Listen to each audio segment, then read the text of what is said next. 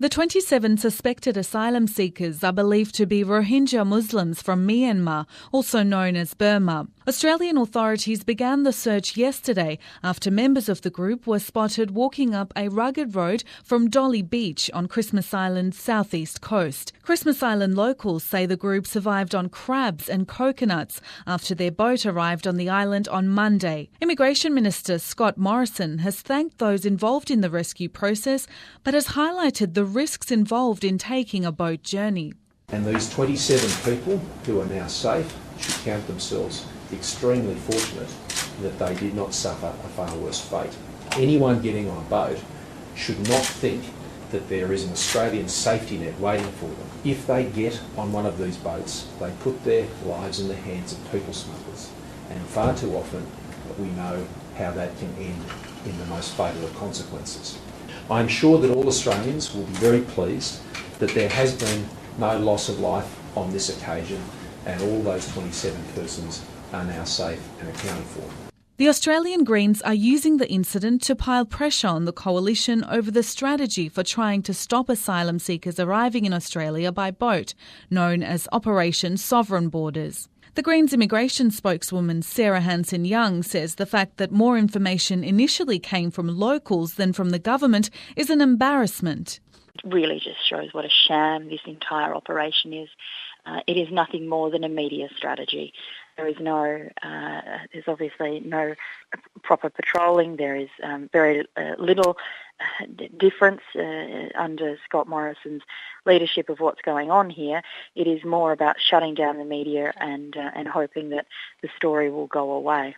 Senator Hanson-Young's remarks have been echoed by the Refugee Action Coalition's Ian Rintoul. Mr Rintoul says the incident demonstrates that the government's policies on asylum seekers are futile and he's called for more government transparency on boat arrivals. Mr Rintoul says the discovery of asylum seekers hiding on Christmas Island highlights the flaws in the coalition's military-style approach to boat arrivals. I think it punches a huge hole in the whole Operation Sovereign Borders and the military operation that the government has said that it's mounting, on the borders. We don't need a military operation. What we need is a humanitarian operation.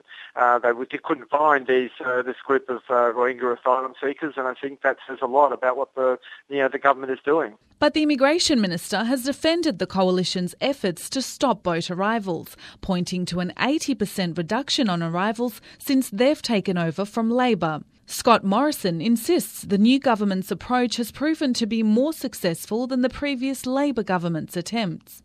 So that under Operation Sovereign Borders, the number of illegal arrivals by boat has fallen by over 80%. Under the previous government, over 50,000 people turned up on over 800 boats at a cost blowout of more than $11.6 billion and at the loss of more than 1,100 lives. That's what failure looks like, and the previous government knows all about that failure. The president of the Burmese Rohingya community in Australia, Muhammad Anwar, says there's been an increase in the number of Rohingya Muslims seeking asylum in Australia. The Rohingya minority are subject to ethnic violence in Myanmar and are described by the United Nations as one of the world's most persecuted groups. Mr Anwar says the international community, including Australia, should pressure the Burmese government to make a greater effort to protect minority groups. He says the Rohingya have no option but to seek asylum in countries such as Australia because they are not recognised by many other nations. They are in limbo situation in the middle at the moment. Most of the Rohingyas are stuck outside Burma and they don't have a home to go back.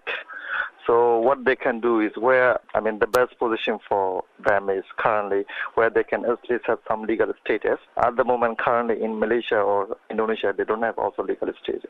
They have been there for more than 20 years. They are still illegal there.